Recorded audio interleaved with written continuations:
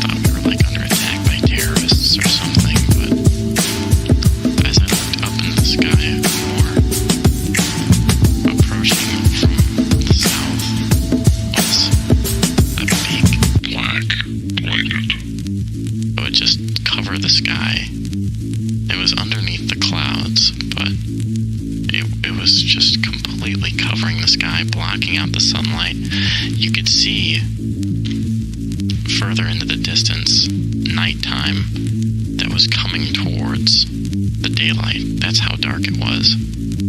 And I had no idea what it was, but as it came closer, it also came lower. And I started to be able to make out what it was, and it wasn't just one thing. It was thousands of things, millions of things. And as they came closer, I heard a sound, and it sounded like whispers. People whispering things. I couldn't make out what it was, but it was just thousands of people whispering. And once it came close enough, I knew that all of these tiny little things,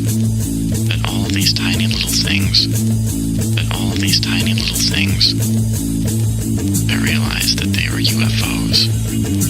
I realized that we were being invaded by aliens on the most beautiful day that I've ever seen. And I think that dream means that the day that we come in contact with something other than us, something that we can learn from, something that will change our daily lives, that will change history,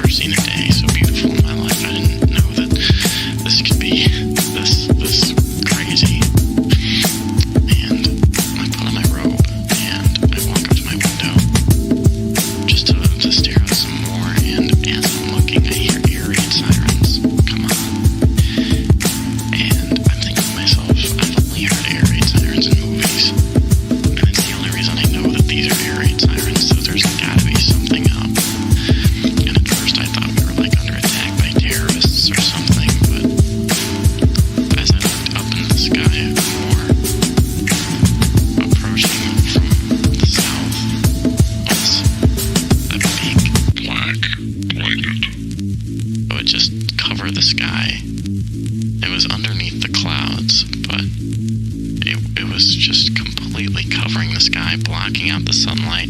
You could see further into the distance, nighttime that was coming towards the daylight. That's how dark it was. And I had no idea what it was, but as it came closer, it also came lower. And I started to be able to make out what it was, and it wasn't just one thing. It was thousands of things, millions of things. And as they came closer, I heard a sound, and it sounded like whispers. People whispering things. I couldn't make out what it was, but it was just thousands of people whispering. And once it came close enough, I knew that all of these tiny little things, that all of these tiny little things, that all of these tiny little things, I realized that they were UFOs. I realized that we were being invaded by aliens on the most beautiful day that I've ever seen. And I think that dream means that the day that we come in contact with something other than us, something that we can learn from, something that will change our daily lives, that will change history, that will change history, that will change history, that will change history, that will change history, that will change history. That will be the most beautiful day.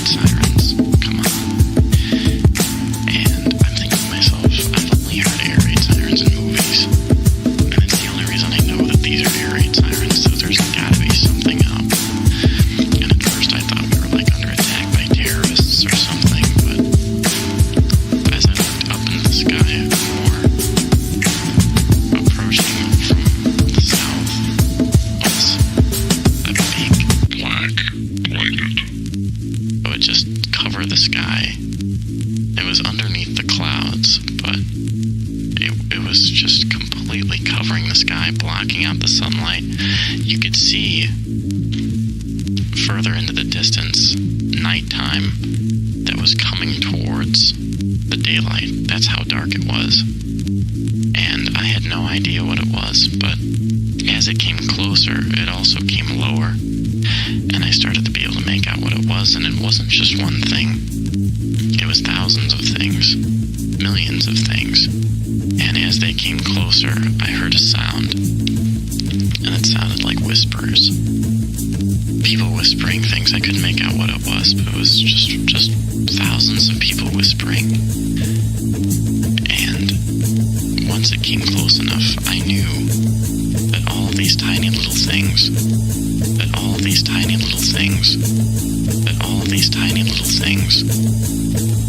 I realized that they were UFOs. I realized that we were being invaded by aliens on the most beautiful day that I've ever seen.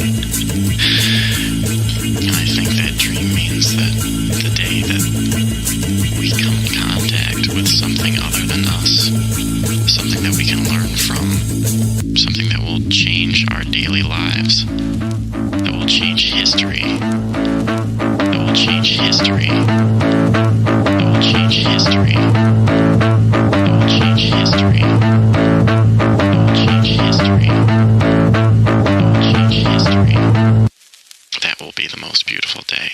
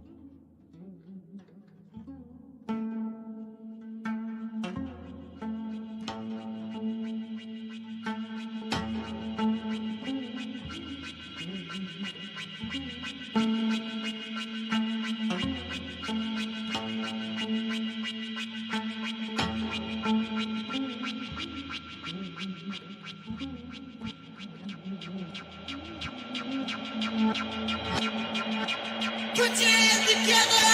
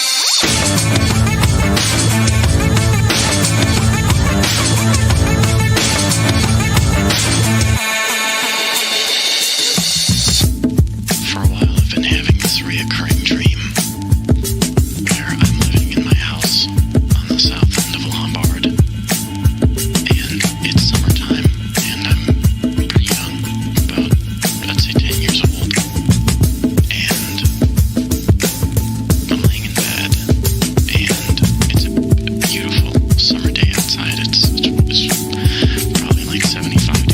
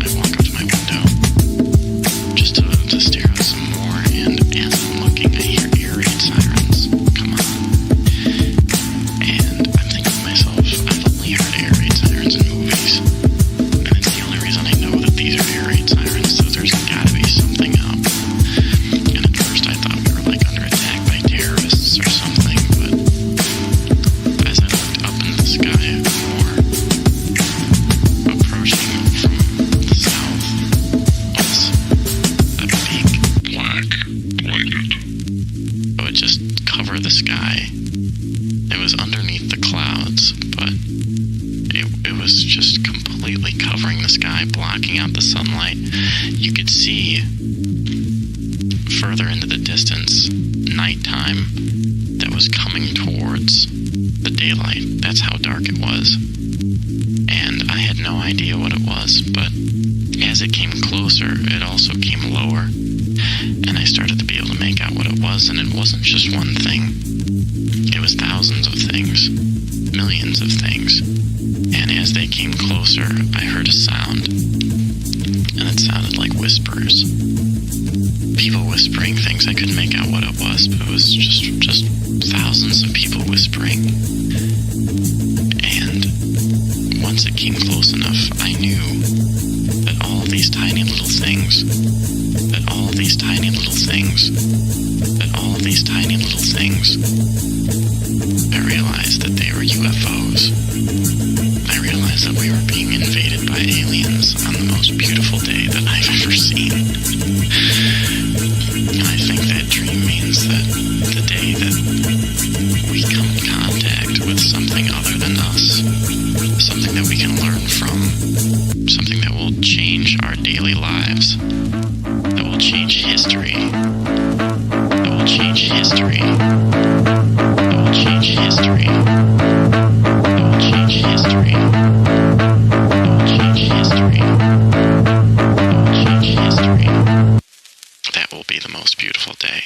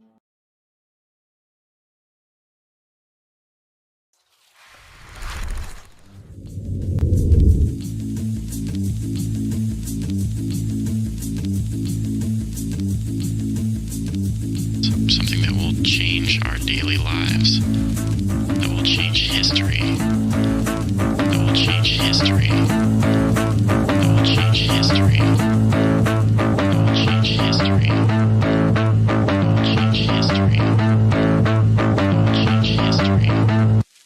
That will be the most beautiful day.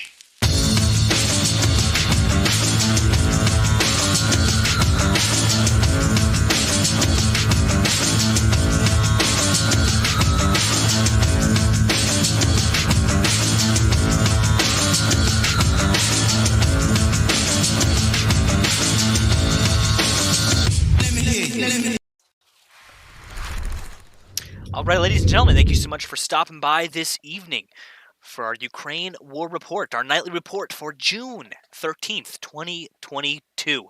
Big shout out to everybody that has stopped by today. I see quite a few familiar faces out there. Katlenberg, thank you so much for tuning in tonight. Kender, thank you so much for tuning in tonight. Mike Barry, 12 Dead Soldiers. Mother Saki, Jillian Lips, Michelle Welch, Utkin, Pyrotech. To all of you guys, thank you so much for taking some time out of your day to be here this evening. Hugo, I see you there as well. Again, to everybody, thank you so much for taking some time out of your day to be here, to get filled in on what is going on in this ongoing and very bloody war in Ukraine. We're going to try our best tonight to get everybody filled in on what has been going on. We're on day 110 of Russia's invasion of Ukraine. Okay, just to reiterate that with everybody, it's been 110 days this war has been ongoing.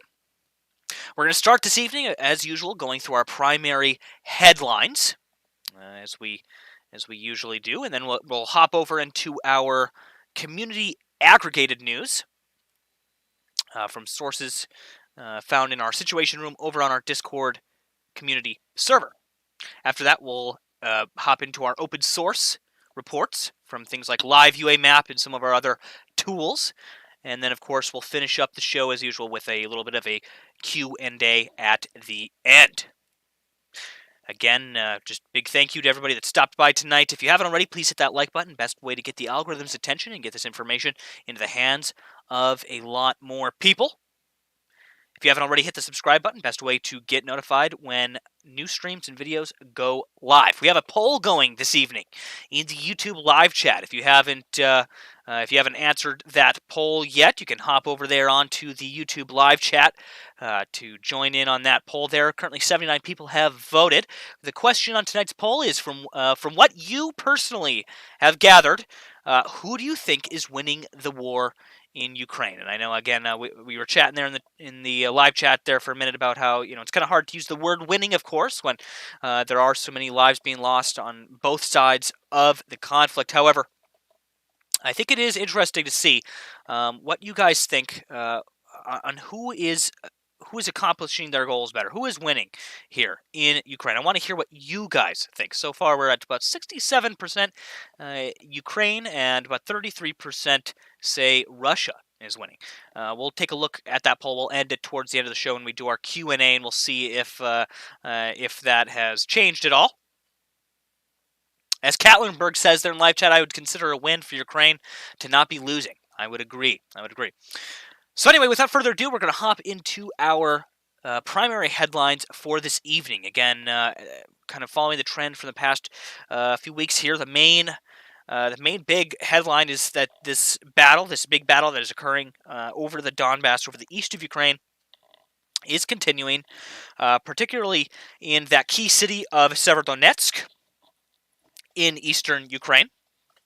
Ukrainian officials say the next few days, I would argue, next 24 to 48 hours, too few days could be critical for that battle in Severodonetsk. A victory there would give Russia control over every major city in the Luhansk region, part of the Ukraine's big industrial area there of the Donbass. The regional governor said Russian troops have destroyed bridges spanning a river that the Ukrainian military relied on to bring troops, arms, and supplies in to Severodonetsk. We were hearing reports all weekend of these bridges that were being destroyed there. Again, they're spanning those rivers there in and around Severodonetsk.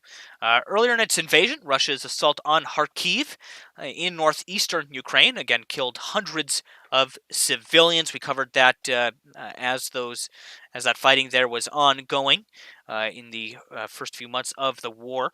Again, with relentless, indiscriminate bombardments that constitute war crimes. Amnesty International said in a new report the human rights group's researchers documented repeating shelling and the use of cluster munitions banned by many countries in several residential neighborhoods. The organization cited the regional medical director was saying about 606 civilians have been killed and 1,248 injured in Kharkiv's region between February 24th and April 28th. Now, I have an article towards the end of these headlines. We'll kind of go into, we'll take a look at that article here that kind of goes into a little bit more depth on the use of those cluster munitions that have been used on residential targets there in and around Kharkiv. Ukrainian cybersecurity officials are tracking an attempted hack targeting local news outlets. Malware emails were sent out to about 500 people in Ukraine, many at radio stations, websites, and newspapers. The officials said Ukraine's computer emergency response team warned Ukrainian media groups especially to avoid clicking messages advertising interactive maps which could contain malware. The team said it's moderately confident the attack can be linked to Russian hacking group Sandworm, which experts tied to major Russian cyber attacks in Ukraine for years. Nicaragua raised eyebrows in Washington and concern in Central America by granting permission for Russia to send military forces, planes, and ships to the country. The Nicaraguan government, which is friendly with the Kremlin, regularly authorized the arrival of Russian military personnel and equipment, ostensibly for training, law enforcement, and emergency response activities. But now, given Russia's invasion of Ukraine, the idea that Russia could can be a responsible partner in military or law enforcement training in the Western Hemisphere or anywhere else is ludicrous. That came directly, as I quote, from a U.S. State Department official. Again, the president of Costa Rica, which borders Nicaragua, said his armyless country is worried for a good reason. Direct quote from him there.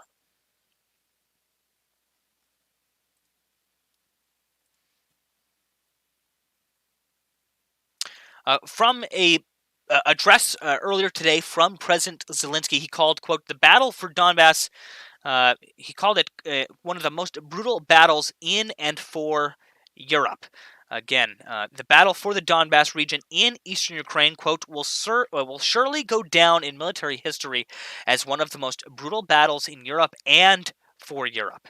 Ukraine's President Volodymyr Zelensky said in his nightly address on Monday. This comes after Ukrainian military officials earlier in the day said their troops had been pushed back from Severodonetsk city center, which, along with its twin city Lysychansk, is at the heart of the current battle for what's still in Ukrainian control in the Luhansk region in Ukraine's eastern Donbass. A quote directly from his nightly address here. The price of this battle for us is very high. It's not just scary, and we draw the attention for our partners on a daily basis to the fact that only a sufficient number of modern artillery for Ukraine will ensure our advantage and finally the end of Russian torture of the Ukrainian Donbass, he added. Zelensky said a boy was killed on Monday by Russian shelling in the battle for Lysychansk that is currently underway at this hour as I bring you this report. This is it. A 6-year-old boy on Moskovska Street is also, as it turned out, a dangerous enemy for the Russian Federation, said Zelensky again in that nightly address. Expanding off of those bridges I was speaking about a minute ago, all three bridges into Severodonetsk are now impassable. Again, all of the three bridges connecting the embattled city of Severodonetsk with its twin city, Lysychansk, to the west are now impassable for vehicles, severely limiting evacuations for those trying to flee the city and supply routes coming in to the city. Again, according to Serhiy Haidai, head of Luhansk Regional Military Administration. He said the bridges made it possible to carry at least some humanitarian cargo, something related to reserves. It is currently impossible to use the bridges whatsoever. Another quote he said in that report, he said Lysychansk is already being shelled very powerfully with heavy caliber weapons. They are destroying everything, both humanitarian headquarters and hospitals.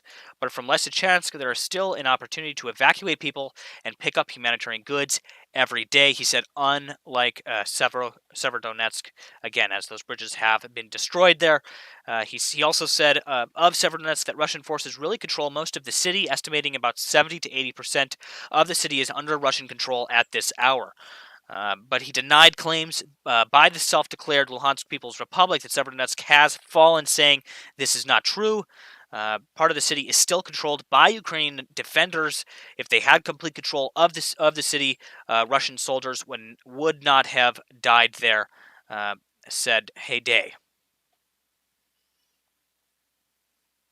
Again, high-intensity fighting is continuing in Severodonetsk.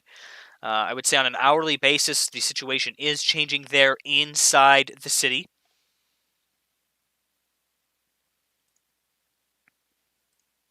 That basically concludes our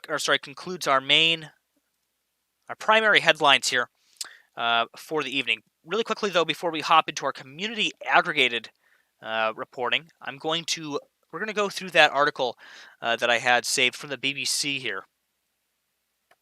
Switch over to our main screen here. This talks about the use of cluster munitions in Ukraine, specifically in Kharkiv. And I remember earlier in the war, I would say early March, this must have been, when we were streaming the first days of the invasion.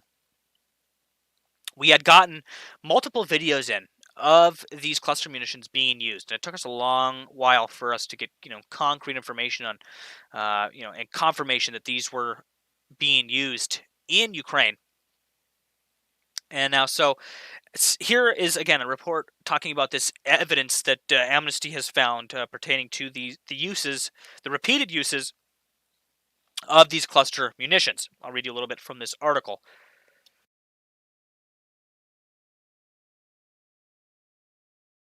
It says here, Russia has killed hundreds of civilians in the northeastern Ukrainian city of Kharkiv using indiscriminate shelling and widely banned cluster munitions, according to a new research by Amnesty International. Amnesty said it had found evidence of Russian forces repeatedly using N9-210/N9-235 cluster bombs, as well as scatterable munitions, rockets that eject smaller mines that explode later at timed intervals. The BBC visited 5 separate impact sites in residential neighborhoods in Kharkiv and saw evidence of a distinctive symmetrical spalling effect associated with cluster munitions. We showed images from the sites to 3 weapons experts who all said the impacts were consistent with the controversial weapons. Quote, "Those impacts are from cluster munitions. It's a classic signature," said Mark Hisney, a senior researcher in the Arms Division of the Human Rights Watch, a campaign group.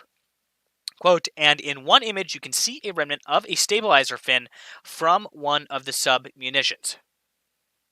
CCTV footage passed to the BBC by a resident at one of the sites showed successive clustered detonations, quote, "a very strong indicator of submunitions from a cluster weapon," said Hamish de Breton Gordon, a former British Army colonel and Cambridge University weapons expert. You can see here kind of what some of that looks like.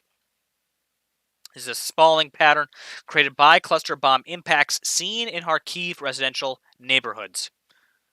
You can see that picture on the ground there of that spalling effect. So now we're going to switch into our community aggregated reports here from over on the Discord server. If you would like to follow along with these reports, you can find them in the Situation Room channel on our Discord community server. That's discord.gg/Nemico, one of the best places to stay informed on what's going on here in this ongoing conflict, and it's an excellent place to join in on the discussion. Our first post this evening comes from a user by the name of Max West. This comes from Military Advisor on Twitter, an unverified account, so keep that in mind. However, it shows here some video. It says over 300 Ukrainian Uragan/Grad MLRS rockets, 155mm shells have hit the Donetsk residential areas. So again, I would like to just heavily emphasize here that this is an unverified Twitter account, all right? And this also came from 5:50 p.m. June 13th, so this looks like a fresh post here, okay? It's talking about apparently about 300 Ukrainian Uragan/Grad MLRS rockets hitting a Donetsk a Donetsk residential area here. Okay, we'll go ahead and watch this video here. Again, when we get reports like this coming out, it takes a while for us to usually get concrete information on what's going on. So I'd like to emphasize that. And also, I would like to, again, take everything you see up from an unverified source with a grain of salt at all times. You can see here some footage here. It looks to be some heavy incoming missile fire there.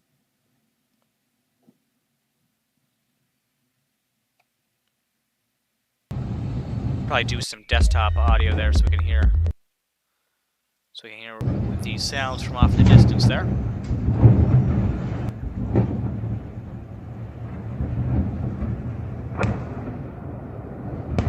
Again, as Max West said in the live chat, you have to be careful when you see stuff like this. You have to be very careful of propaganda. Again, I've talked about this many times, how propaganda is used as much as a weapon as these MLRS rockets that they're speaking of here in this post. Our next post this evening comes from a user by the name of Rot Lady, which we have. She's been a long-time contributor here. She's been a long-time member in the Discord as well as in the live chats as well. This comes from a Telegram post here. She says, I received this post from the Azov accounts on Telegram this morning. 8 years ago, the Azov regiment liberated Mariupol. Every year, the city celebrated this day. Today, Mariupol is not up to the holiday, and us with him, but Azov is alive, and the city will be live as well. Let's go take a look at this post. So this is translated. So she translated it here. It says, we will avenge everyone who died for each destroyed building, for every street that Russia desecrated with, quote, liberation. Putin thinks that Azov has remained under the rubble of Avastal, but Azov is now the whole country. Azov will return to Mariupol, and we will fight until every Ukrainian city and village is liberated from the occupiers. Glory to Ukraine. Again, this was received from the Azov Telegram account, which you're seeing here on screen. Again, thank you to Rat Lady for posting that in the Situation Room. Next post here, a little bit of a heartwarming post here. This comes from Rekman151, posted by Nexta on Twitter. It shows a puppy in a trench with Ukrainian defenders that feels that next to the fighters of the armed forces of Ukraine is the safest place.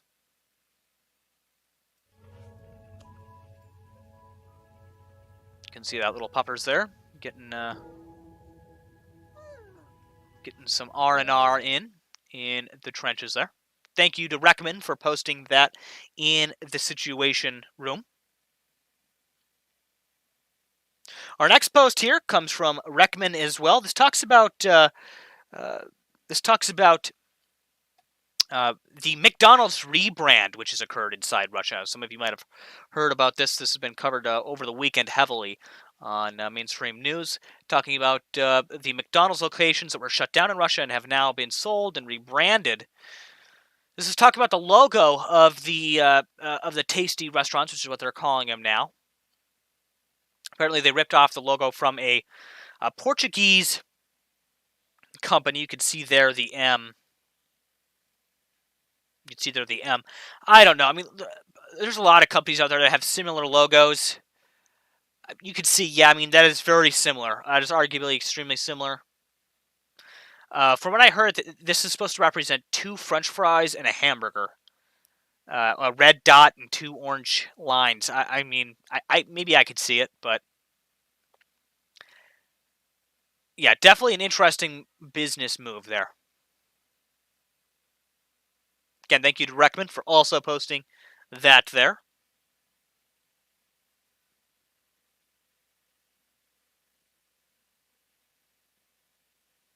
Our next post, again, comes from Rot Lady. She was sending me some PMs earlier about this this building here.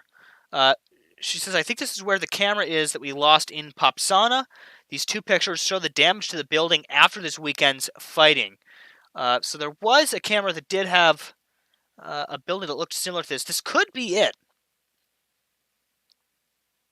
Again, this is pictures from Popsana, Ukraine.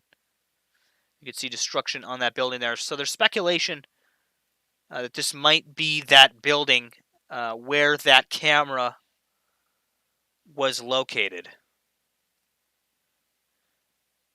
Really quickly, I'm going to check that actually, because I think I have that camera, and I think I know what camera that was.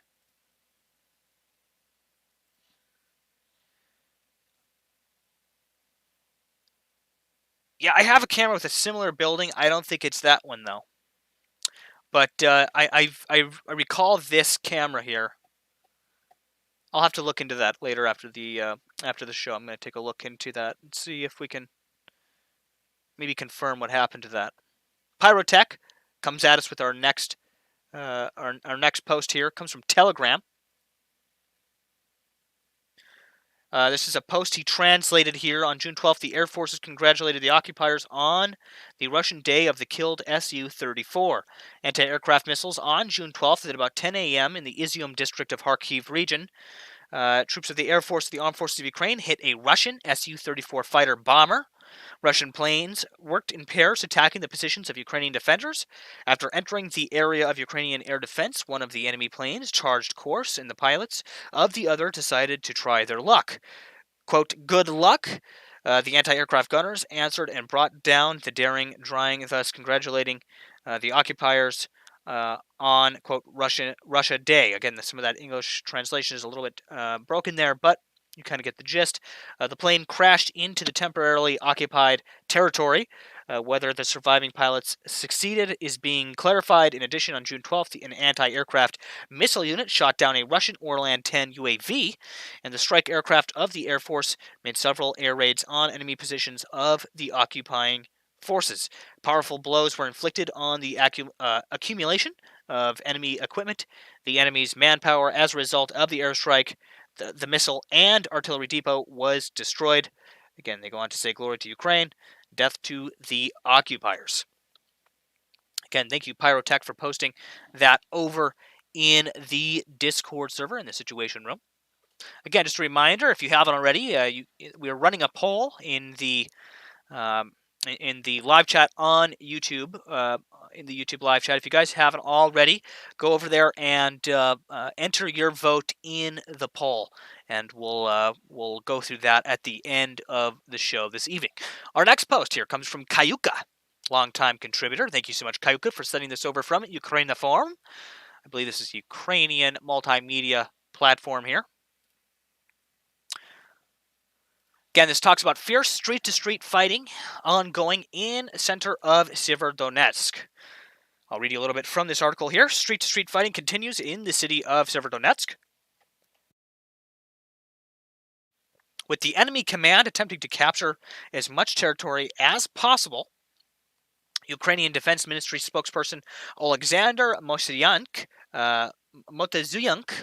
said this at a briefing at the media center Ukraine and Ukraina Forum. Russian troops are using the tactics of the Second World War and consider the encirclement of Ukrainian troops and the capture of territories to be their main achievement. The enemy attaches special importance to achieving a significant advantage in artillery and armored vehicles with virtually no infantry maneuvers.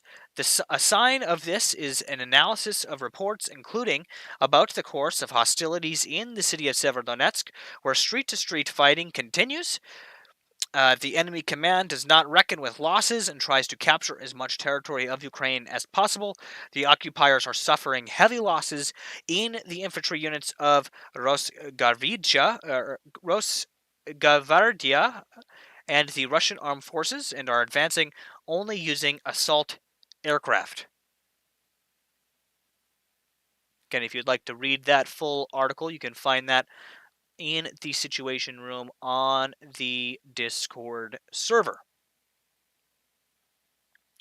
Our next post here comes from Miss Chris. Thank you so much for posting this in the Situation Room. This comes from Nexta on Twitter.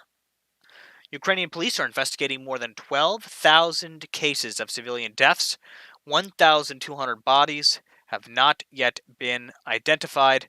Again, this came from the head of the National Police of Ukraine, Igor Nemico. Again, you can see a picture there of that press briefing. Our next post here again comes from Kayuka.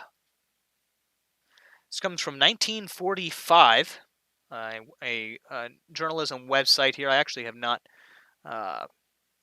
visited before. It's an article talking about Putin has a problem. Ukraine knows how to fight an insurgency.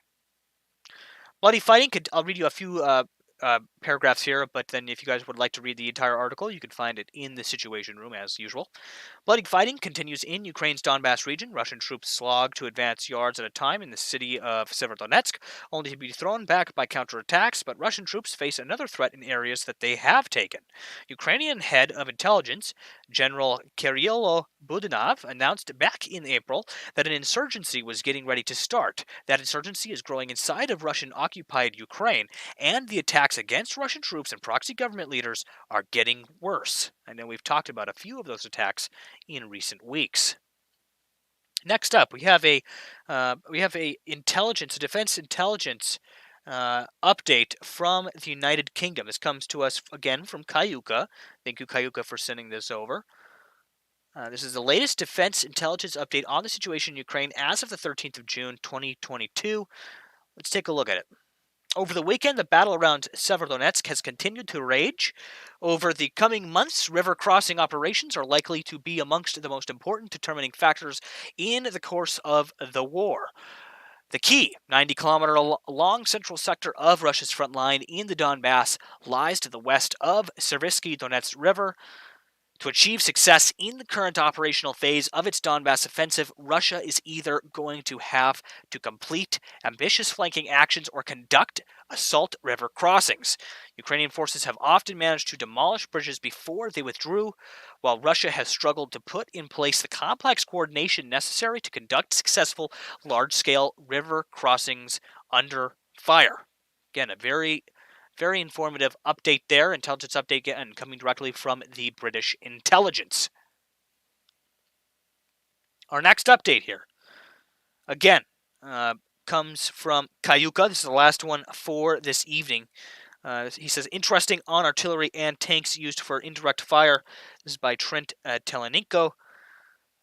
Again, I believe this is an unconfirmed source on Twitter, so keep that in mind. This tweet needs some context both for what the Ukrainians are doing with the T-64BV and for understanding Ukraine's growing artillery ammunition crisis. Again, with artillery shells in short supply, the Ukrainian forces are using tanks like artillery pieces more and more. On Friday, we watched a T-64BV lobbing shells into Russian positions as a drone and forward observer helped adjust fire. For explaining the context of that Ukrainian T-64BV playing self-propelled artillery, I'm going to be drawing from the following article. According to Ukraine Defense Express, Ukraine started the war with about 300,000 Russian artillery caliber shells and was reinforced with another 225,000 Russian caliber 122mm and 152mm shells by NATO. Ukraine has been firing at rates of about 5,000 shells a day compared to 60,000 shells a day by Russia. Ukraine is over 108 days into the war. Again, now at about 110. Not all types of Russian artillery guns are equal, and the AFU has burned through most of its 152mm shells. This is why a representative of the main intelligence directorate of the MOD said that Ukraine has one artillery gun against 10 to 15 Russian ones. While there are East European, NATO, and other manufacturers of 122mm and 152mm shells, they cannot produce at rates matching Ukraine's rate of use. This is horrid. When you compare Russian and Ukrainian artillery, Russia outnumbers Ukraine's total guns 2 to 1 with heavier guns. Worse, the 152mm Ukrainian guns are about 60% of its tube artillery, while Ukraine has gotten more 155mm shells from NATO than it's had 152mm shells on the 23rd of February. It has only gotten about 150 NATO 155mm gun tubes fighting, 1,000 Russian 152mm in Donbass, with most of Ukraine's the 742 152mm guns out of the fight from lack of shells. So basically, the gist here is that they're running low on shells. We've known this from the beginning, that Russia did outmatch them when it comes to how many artillery systems they have, how many trained units they have to use those artillery systems, and then the number of shells. That's the big problem for Ukrainian ground forces right now. Is just the lack of shells, how much equipment they have. They need more equipment. That's been the big argument here. That's been the big push here in the West, is kind of convincing our politicians that, hey, they need more shells, they need more weapon systems. We need to get that stuff over to them as soon as possible. Again, thank you to Kayuka. Thank you to everybody that posted those community aggregated reports in the Situation Room this evening. At this time, we will be switching over to our open source reports coming from Live UA Map. That's ukraine.liveuamap.com is the best place to get these. Go ahead and refresh that for you guys. We're going to scroll all the way down to about the 12-hour mark here, and we're going to take you guys through everything that has happened in the past 12 hours in Ukraine. Here at the 12-hour ago mark, Speaker of the Ministry of Defense of Ukraine says Russian troops gained ground at the northern outskirts of Stary Saltov, carried out remote mining near Petrivka. You can see when I click on this post here on the map where that report is located. You can see highlighted in yellow. 11 hours ago, Russian troops at Izbitsky, north of Stary Saltiv, not near Stary Saltiv. Again, you can see where those Russian troops are. So here was that first post. Here's where that other report came in after that. At 10 hours, European Commission today had an orientation debate on the membership application of Ukraine, Moldova, and Georgia today. Looks like candidate status with conditions for Ukraine and Moldova, but still questions marks about Georgia. Decision on Friday, and the member states to give final verdict next week. Again, that's for that European Union candidate status. 10 hours ago, the government of Ukraine has banned the export of fuel oil, Ukrainian gas, and some types of coal. Again, I believe this is not just to make sure. So there was some resources slipping into Russian territory earlier in the war. So this is not just to ban that from occurring, but this is mainly, I think, because such little gas, such little coal in the country right now, such a little fuel oil in the country. They're banning. It's wartime, so they need to keep all those resources in the country for the war effort, for people that are living in Ukraine as well. And so again, they've now moved to fully ban the export of all fuel oil. So there's no fuel oil leaving Ukraine. There's no Ukrainian gas leaving Ukraine. And there's some types of coal have also been included in that ban as well. 10 hours ago, destruction in the town of Zeledolsk after Russian shelling occurred overnight. You can see here a picture on screen of that damage. 10 hours ago, grave with 7 bodies with signs of tortures found at former positions of Russian troops near Marotsky village of Kiev region. You can see where that was located there. Not too far from Hostomel. Very interesting. 10 hours ago, Lithuanian TV anchor Adrias Tapinas says we just bought and will deliver ASAP 110 powerful Lithuanian-made anti-drone cannons, the EDM-4S Skywipers. Price, 1,500,000 euros. Cannons will be distributed among 35 Ukrainian military units. 9 hours ago, more explosions were reported in Donetsk. You can see here a video actually on screen.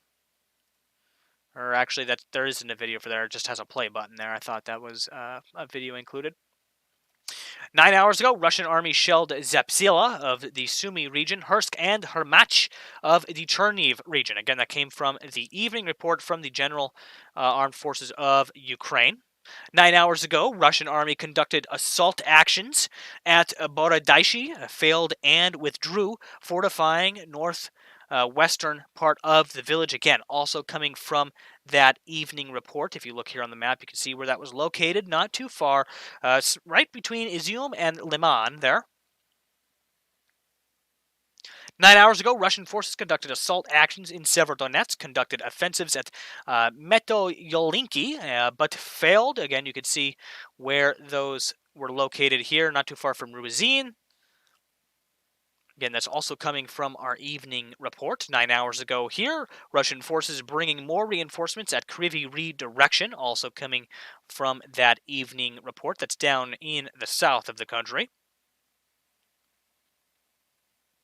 9 hours ago here at Bakhmut direction, Russian army shelled Ukrainian positions with howitzers and MLRS hostilities at directions of Toshivka, Orakovi, and Shulavka, and a few other regions there. Again, also coming from that evening report. If you look on the map here, you can see where those are all located. Again, following that pattern of them being right along this red contact line you guys see here. Is where we see most of this activity occurring, of course.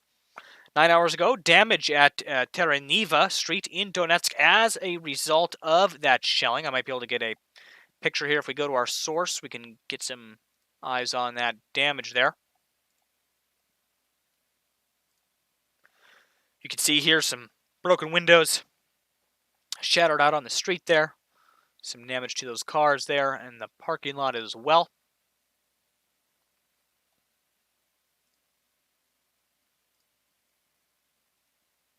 9 hours ago, during the day, Russian army shelled Oleksandrivka and a multitude of other regions there, again, and a territorial community. No casualties, only material damage. So that was good.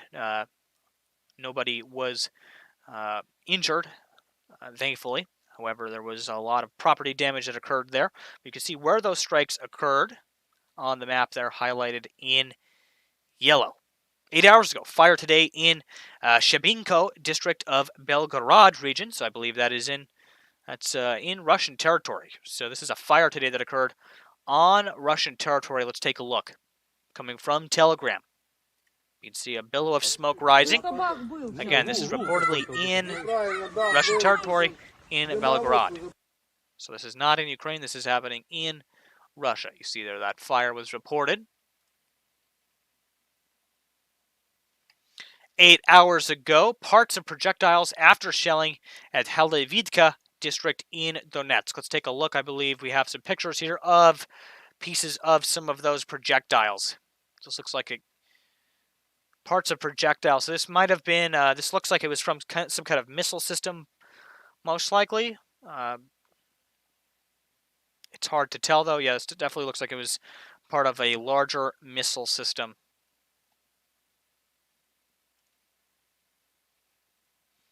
Eight hours ago, head of Luhansk Regional Administration says all bridges to Severodonetsk are destroyed, but there is a communication line with a town. Again, I reported on that earlier in the evening. 7 hours ago, an explosion and fire at Olenivka. You can see a picture on screen here of that plume of smoke and the fire rising over Olenivka. 6 hours ago, occupation authorities in parts of Donetsk region of Ukraine asking Putin for, quote, additional military forces. Very interesting. Again, this is authorities in parts of Donetsk saying they need more troops on the ground. So they're asking Putin again for additional military forces. 6 hours ago, occupation authorities, parts of Donetsk region claimed the most intensive shelling since 2014. Targeted Donetsk today. So apparently, again, this is coming from occupation authorities. So this is on Russian-controlled territory. So in the Russian-controlled parts of Donetsk, they're saying that today the Ukrainians shelled them harder than they've ever been shelled since 2014. That's what they're saying. 4 hours ago, explosions reported in Kharkiv as well. And that's going to end off our open source reports for this evening. You can see where that explosion was located here on the map. We're now going to switch over to a little bit of a questions and answers here. I'll read some questions and comments from chat, both on YouTube, Twitch, and on the Discord server as well. If you guys haven't already, please smash that like button, or as we like to say here, javelin the like button. Best way to get this information into the hands of a lot more people. It gets the algorithm's attention.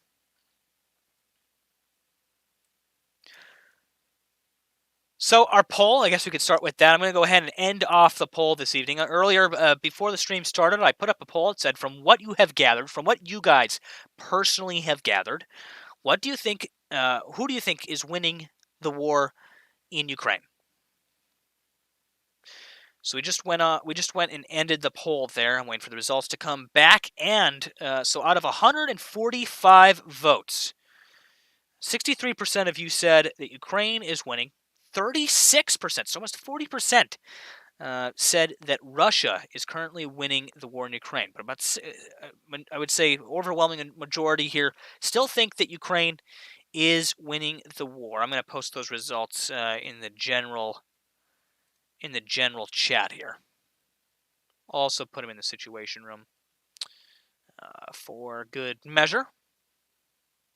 But that is interesting. I believe the last time I ran that poll, it was only around 10% of people thought that Russia was winning. So it does look like that has increased a little bit. Again, which I think is probably directly related to some of that incremental territory gain that they have made. They have gained some territory, that is without denying. But again, I would say that Ukraine's still in a really good position when it comes to defending their territory. They definitely need more munitions. They need more weapon systems. So that's without a doubt. That would definitely change the outcome of this.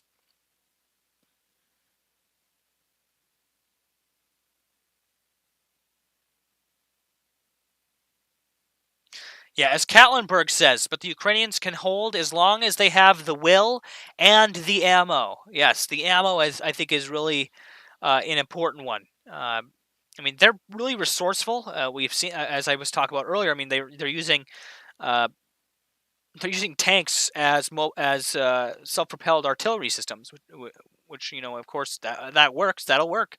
They're using drones, commercial drones, even in some cases, to spot and do fire corrections.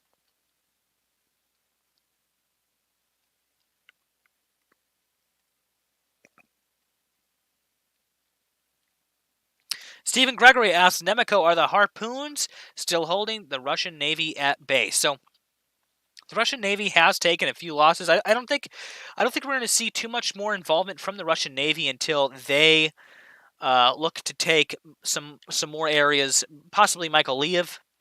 If we look on the map here, I could show you actually. In the south, see, they've taken Mariupol, okay?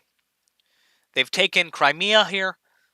The only real thing they need the Russian Navy for is if they're going to take any of the territory here along the southern coast, or if they're going to launch munitions from sea on any of these towns and cities and targets here. But really, the real brunt of the Russian Navy will be used to do things like take Mykolaiv, to take Yuzhny here and some of these towns here, and possibly even Odessa if they feel capable of doing so in the future. But I don't think we'll be seeing too much more of the Russian Navy for a little while until they look to maybe take some of those objectives. Right now, though, the Donbass is really what the Russians' primary objective is. As Utkin says, use those harpoons and make a coral reef. Building Guy says the Navy is 100 miles offshore. Yep. Yeah, so again, we've been tracking those Maxar images over the Black Sea, and you can often see Forte 10 hanging out over the Black Sea as well, and they're basically tracking those Russian naval movements that are happening down here. But again, they're not getting too involved. They're holding steady. Right now, their only real role is a support role for any of these Russian forces that are operating here in the south. They can launch munitions on some of those targets from sea. However, we're not going to see anything like an amphibious operation unless they decide to take, Odessa or some of these towns here. We might see them try to launch some forces onto these southern shores, possible. However, very unlikely right now, especially since the Ukrainians have been they've been doing pretty well, holding these Russian forces back from Mykolaiv. Before they take anything like Odessa, they have to take Mykolaiv, and they have to take these areas here first.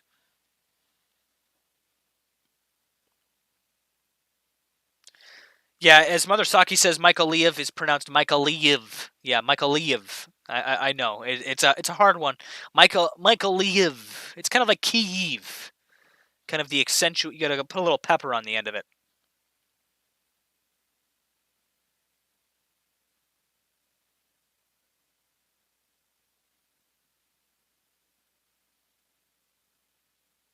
X Custom Cluster, thank you so much for tuning in this evening. As Katlenberg says, we all know that Russia won't use paratroopers again. Yeah, I don't think they will after the failures that they had in the first week of the war. It didn't go very well for those Russian paratroopers.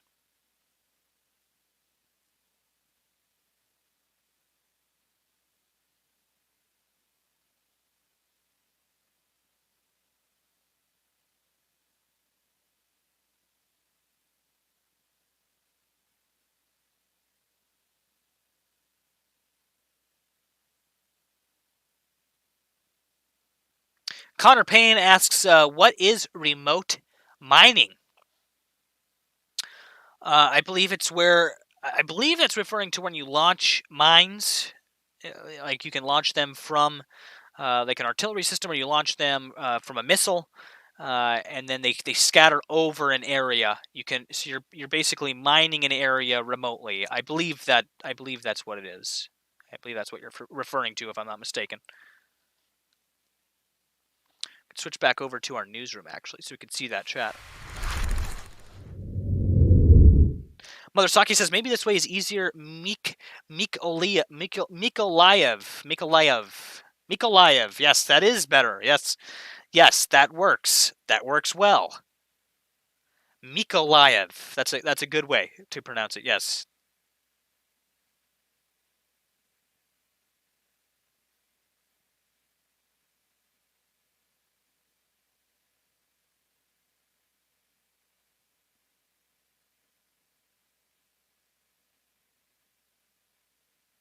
Connor asks Nemico, how much army does Russia have left in Russia that they could deploy? They do have forces that are not deployed. At any one time, like a country is not going to deploy their entire military. That leaves like a security vulnerability for them. All right, so of course they can't deploy all of their troops, and they can always mobilize more. They haven't called for a general mobilization yet, so that would be a big step up if they were going to do something like that.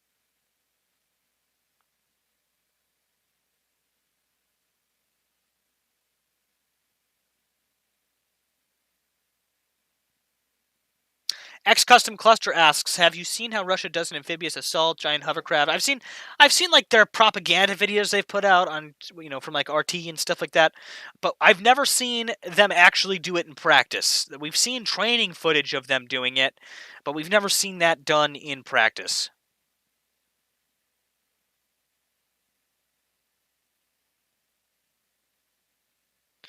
Cam955 asks, "Hello, this is kind of a related question.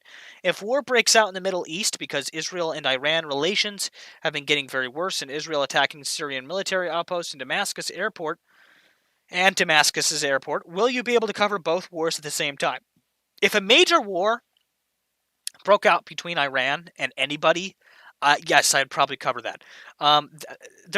There's three big ones I think that I look to cover. There's the Russian-Ukraine wars. There's the Russia v NATO. There's Russia versus the West. Okay, then you have China versus the West. So you have the China-Taiwan South Pacific situation. Okay, so that's another one that I plan to cover in the future. God forbid, hopefully that doesn't ever actually occur, but if it does, I will be there to cover it. And then you have, of course, Iran. You have Iran and Israel, and just the possibility of a broader conflict erupting in the Middle East. And then, of course, North Korea plays a role in there as well, but that's also kind of involved in the South Pacific and China. I kind of take those two hand in hand, okay? Because again, so you have kind of like the Asian South Pacific theater. So I plan to cover any events that happen there. I also, the European theaters, specifically Russia and Ukraine here. That's what we're covering now, of course. And then in the future, if that does occur, we will definitely take a look at what's going on in the Middle East.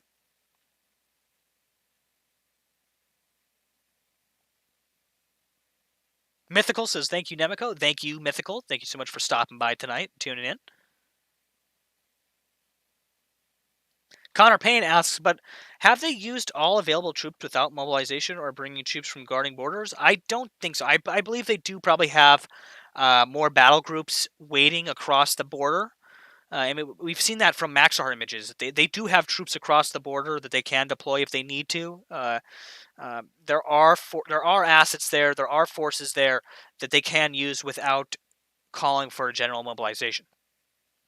As Katlenberg says, calling a general mobilization would require declaring it a, quote, war, and it appears that Putin is afraid of domestic reaction to drafting kids of Russian cities. Exactly. He has a as I've said this multiple times since the war broke out, he has a election coming up, and I know we've talked about this a lot. Putin, if he wants to win an election, he'll win an election. But that aside, he does still have to kowtow to public opinion. Okay, he needs to look good. He has probably one of the highest approval ratings he's ever had right now, and he needs to keep that.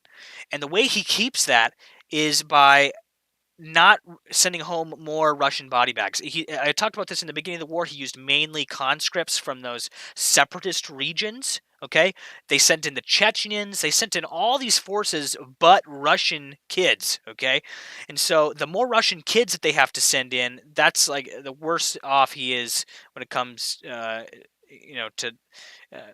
people, how they view him back home. All right, how he's viewed politically back home. Kendra, thank you so much for stopping by tonight. Says, "Thank you as always. You're awesome." Nemico, you are awesome. Kendra, thank you so much for tuning in this evening. Mike Barry, Speedy Squirrel, thank you so much for tuning in. Good morning to you. Itchy the Killer, LD429, thank you so much for tuning in. To everybody that stopped by tonight, thank you guys so much for taking some time out of your evening to get filled in, to get involved here, okay? to get in the know on what's going on in this ongoing war, again, day 110 today. New reports every evening at 8 p.m. Eastern Standard Time, every weekday evening, 8 p.m. Eastern Standard Time. That's 3 a.m. Ukraine time. You can find us here then. 24/7 cam stream is up all the time. All right. So if you want to continue the discussions in the live chats, you can. If you want to keep an eye on the cameras and the data feeds coming through on that 24/7 cam stream, we got that, guys. We got that up for you guys 24/7.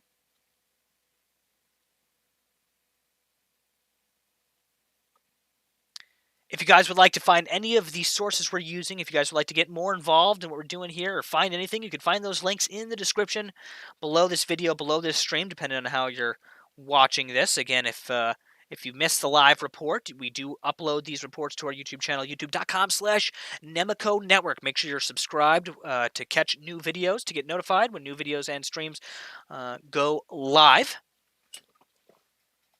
If you'd like to get involved in the community, if you'd like to contribute to these nightly reports, if you'd like to help and maybe even get involved in the discussions, the community discussions, the best place to do that is the Discord community server. That's discord.gg/Nemico. Everybody is welcome to join over there. We've got a bunch of great stuff coming your guys' way in the coming weeks, so stay tuned for that. I hope everybody had a wonderful weekend. I wish we could be here under better circumstances. We didn't have a gas prices roundup tonight, guys, but we'll be having one on the next report. So don't you worry. We'll be doing that. I know a lot of you were talking about that in the chats earlier about those increased gas prices. I know they're looking pretty high, even where we're at. It seems those prices just continue to go up. Pyrotech in the general chat over on the Discord just said, "Love your fireworks a day posts. Thank you for the report and cheers." Thank you so much, Pyrotech, for tuning in tonight. I'm glad you're liking those. Yeah, every year I do a thing where I light one firework a day. I actually do them all around Memorial Day, and then I just upload the videos. Sometimes I get a couple in outside of like when I get some free time. But the whole goal is to upload one firework short, one under 60 seconds a day, basically the whole summer. Sometimes it goes into fall and winter right up till New Year's, and then I take a break from New Year's till about Memorial Day here in the States, so that's about May. Jillian Lipp says, "Thank you, Omnissiah, for keeping us all updated. Great reporting." Thank you so much, Jillian. Again, I'm always trying to improve these reports here and kind of bringing you guys, how I bring you guys the news and how I bring you guys this information, trying to make improvements as much as I possibly can. Again, we got a whole bunch of new stuff coming down the pipeline for you. It's been really busy here on my end, but we're going to get the ball rolling and get some of that stuff out to you guys. Again, thank you so much to you constant viewers, you guys that have been here since the 24th of February, and some of you even before then. Again, it means a lot to me.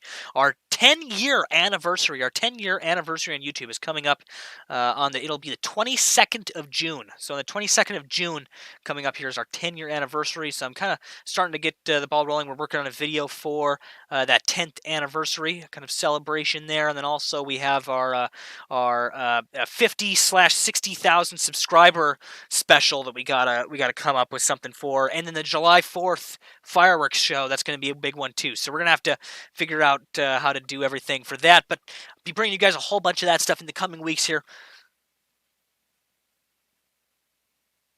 Again, thank you so much for stopping by. To everybody, if you haven't already, again, hit that like button, hit the subscribe button. It's the best way to support us, best way to get notified when we come out with some new stuff. Make sure you're back here tomorrow night, 8 p.m. Eastern Standard Time, 3 a.m. Ukraine time for our next report. Until then, guys, you've been watching Nemico Network.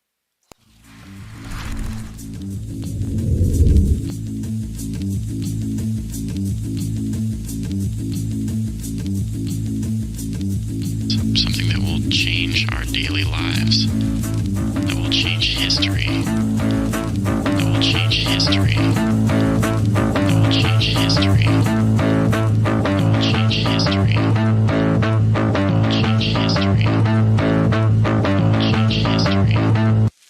That will be the most beautiful day.